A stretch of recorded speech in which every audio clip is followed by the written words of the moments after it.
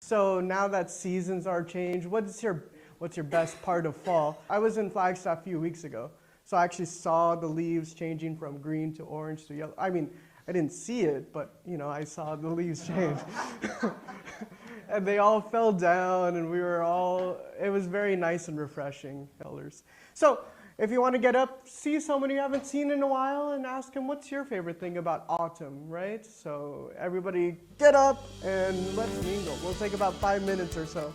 What is Heavenly Parents' dream, right? What is the ideal? And so we go back and, one of our biggest core foundations in our beliefs, I believe, is the 3 blessings, right? To be fruitful, to multiply, and have dominion. And these are not just stages of growth. They are expressions of love.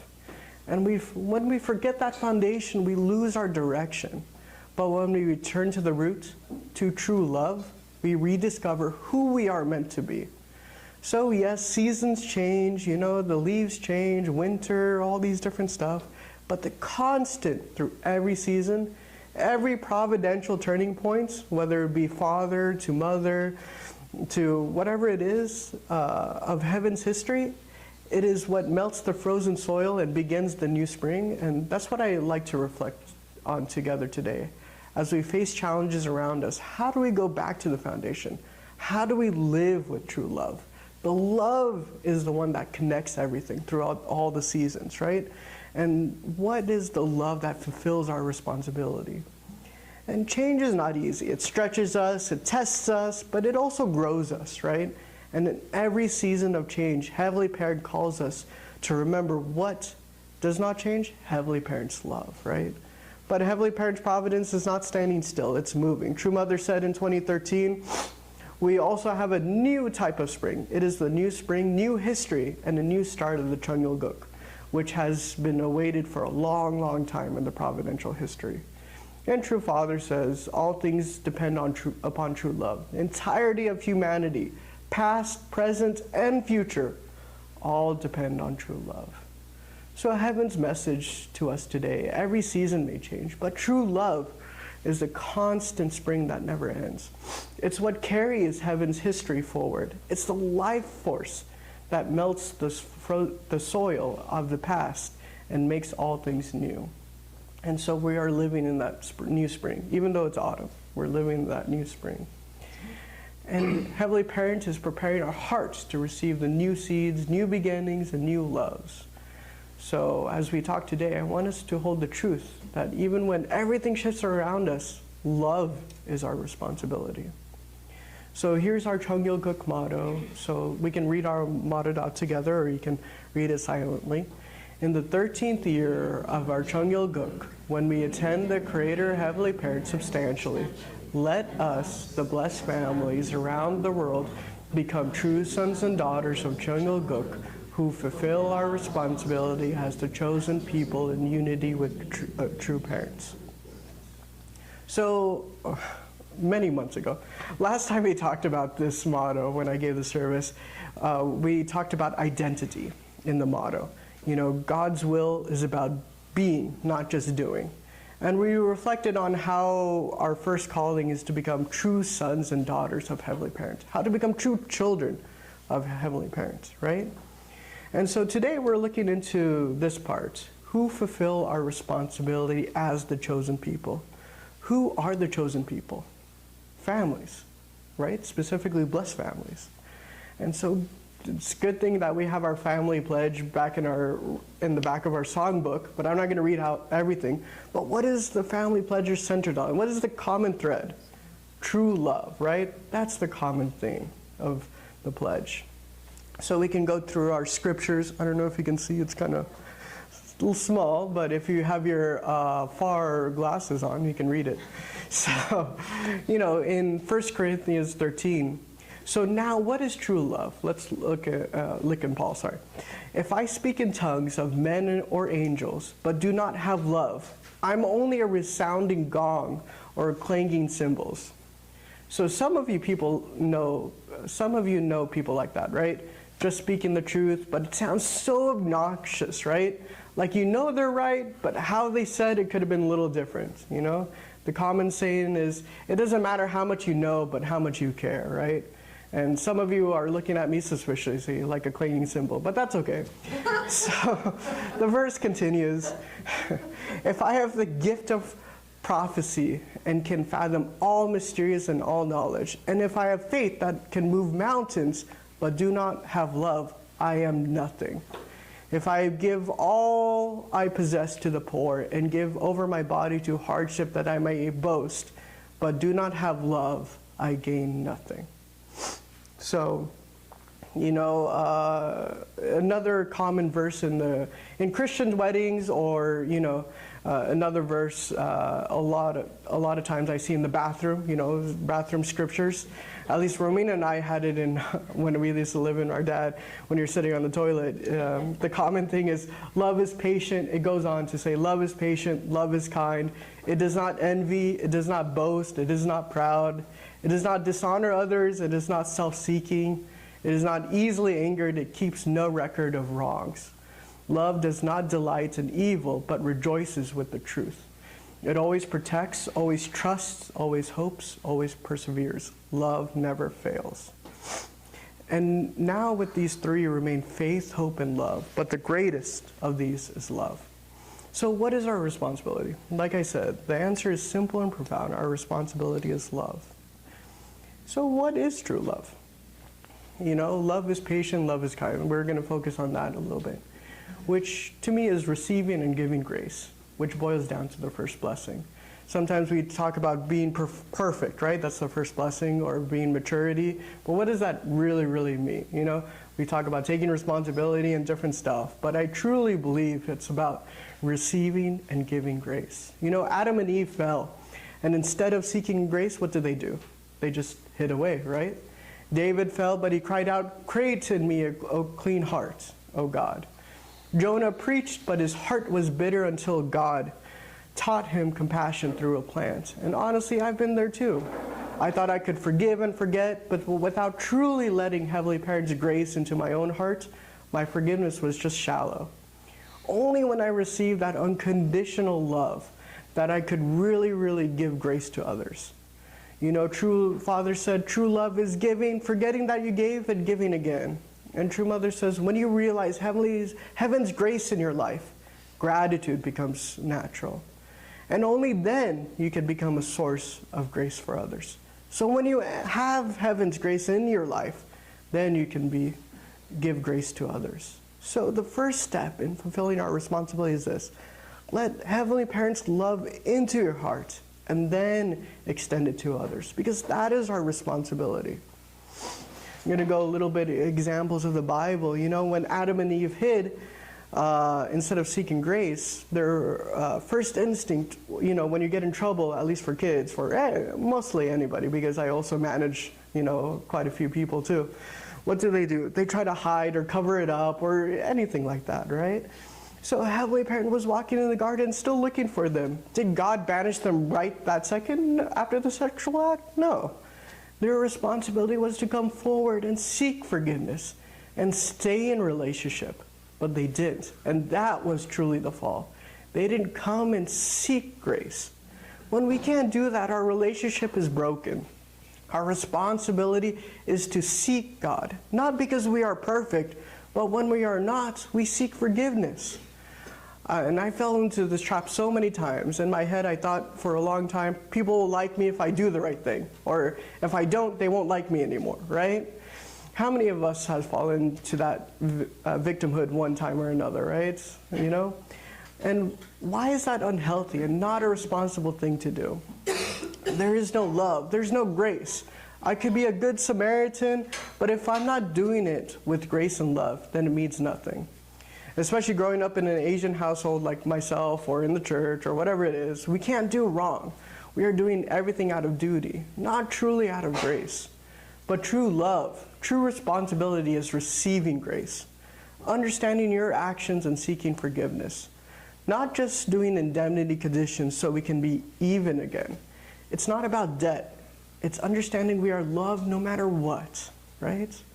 So for King David, David and Goliath, David failed once he became king, right? What did he do? He had sex with another woman, and then he covered it up, and then he sent her husband out into the war so he could pretty much make sure he was dead and all that stuff, right? So, but when confronted, he didn't hide like Adam. He confessed. In Psalm 51 is his cry for grace. Have mercy on me, O God, according to your unfailing love. His responsibility wasn't perfection. It was repentance, right? And through grace, God still called him a man. So the last point is honesty, sharing the truth with love. Paul wrote, speaking the truth in love, we will grow to become mature in every way. For a long time, I thought being nice was the same thing as being loving, right? But I learned sometimes nice is the enemy of love. Nice avoids reality. True love doesn't hide. It speaks honestly. When we're honest about our struggles, testimonies, and blessings, others see Heavenly Parents' love working in us. And that's more powerful than repeating slogans. And a lot of people, second gen and older people, it doesn't matter. If I'm outside of Arizona, people ask like, oh, you're a first gen? I'm like, yes. And then they're like, oh, how did you join the church? And then I was like, oh, because I went to the dinner tables of all the blessed families, basically. And did I see like an ideal family? No. There was some bickering between the kids and the parents and all these different stuff, but it was authentic. It wasn't nothing to hide. And I saw the reality of what Heavenly Parents' dream is through having dinners, having discussions, having conflicts. You know, sometimes we try to hide away from conflicts, but I've learned to really, that's where true change happens, right?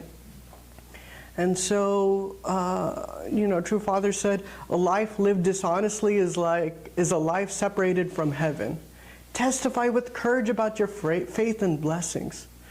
No matter what our family situation is, no matter what everything is, your blessed family is a testimony of what the ideal is, even though it may not look ideal to you. But for God, it's the most precious thing. And it's really hard sometimes when we see different dynamics. They're like, oh, this church is better, or this person is better, or this family is better. But in God's eyes, you have to really understand who you are, and who you are as a blessed families is really understanding that, oh man, even though I have so much, I'm seeking grace and I'm seeking love from God, and I have so much to offer the world. And I can proclaim boldly about true parents and how true parents affected me personally. True Mother said, the world changes not with slogans, but when one honest heart shares what heaven has done. And so obviously I watch all these different reports and all these news from Korea and all these different things so I can get caught up. And I'm grateful for our Gaudible in the morning, 6 a.m. It's not called Gaudible anymore. It's probably called, I don't know, a morning devotion call at 6 a.m. We don't do Gaudible. But one thing I'm really honest with is, what I'm grateful for is all these different testimonies that people have from the younger people from Korea, younger people from Africa. Did you see the mass wedding in Pakistan a few weeks ago? It's crazy how many things that are just happening, right? And so I think Romina shared with me about India recently too. Somebody's giving out True Mother's books there. So it's really amazing what's happening around the world. And so they're sharing the truth boldly with love, right? And so, because that's our responsibility, is to share the truth. So it's really big for our community. And we've been talking about love as our responsibility, receiving grace, serving others, and being honest in our heart. Well, part of that living that out as a community is also taking spiritual responsibility together. Cleansing, renewing, and supporting one another before heaven. And that's why this upcoming Chungyeong workshop is so meaningful. It's not just another event, it's a sacred space where Heavenly Parent can touch something deeper within us. A place where we can release what's been heavy, open our hearts again, and let heaven's healing love flow freely. And some of you are curious or unsure, and that's okay. Come with questions, come with openness. Whether you can join Friday or only Saturday, just come. Because sometimes Heavenly Parents meets us in the moment we simply just show up, right? And that's what Auntie Jane Sansa just said. Thank you for just showing up, right? And so, and as we do, we're taking responsibility for our spirit, for our family, for our community. So this workshop's one of those turning points. And it's a time to move on from burden into grace, from restlessness into renewal. So let's use it to reconnect with heaven's love and prepare for new things Heavenly Parent is ready to do among us. So let's bring it all home. The motto calls us to fulfill our responsibility. In 1 Corinthians reminds us the greatest of these is love. True parents remind us love is the center of heaven's way. So our responsibility is not endless tasks, not providing ourselves, not hiding in shame. Our responsibility is love. Love that receives and gives grace. Love that serves the next person. Love that speaks with truth, with honesty. So this week's let's live it out. Receive grace. Stop hiding. Let Heavenly Parents love in. Serve someone, the person right in front of you or next to you. Be honest. Testify with your true hearts. Because when we live in this way, responsibility stops being a burden. It becomes joy. It becomes the natural way of life of true sons and daughters. And just like Reverend Du reminded us, this is the time for our transformation. When the world feels heavy, heaven is still asking for love. When things around us are changing, our constant remains true love. That's also why this upcoming Changyang workshop is so precious. It's not just any other gathering. It's a space where Heavenly Parents invites us to release old burdens and make room for renewal. A moment where transformation isn't just talked about, it's experienced. So come with an open heart. Come ready to receive and ready to be renewed. Because transformation begins the moment we let Heaven's love in. Love is our responsibility. It's our foundation. And love is the way heaven transforms us through the world. So please join me in prayer. All right, please join me in prayer. Thank you, Heavenly Parents, for this wonderful day where you can really let your message through us. And I know this is a moment of transformation, of renewal, Heavenly Parents. But one thing that never changes is your love, Heavenly Parents. And I know that we're all here embraced as sons and daughters of you, Heavenly Parents, of you, Heavenly Father, of you, Heavenly Mother. And I know there's so many things that's going around the world, but we just need to bring it to ourselves and spread it to so many other people. Let's receive your love, receive grace. Maybe we haven't done everything perfectly, but that's okay. We have you on our side, Heavenly Parents, and we can extend it to so many other people. And I really pray for all our Arizona family members, all the health situations, all the different financial challenges, spiritual challenges, whatever it may be. Please, Heavenly Parents, I know we just need to just receive grace and live for the one another and spread the truth. And I report in gratitude in Holy Mother Han, in our blessed family name, Aju.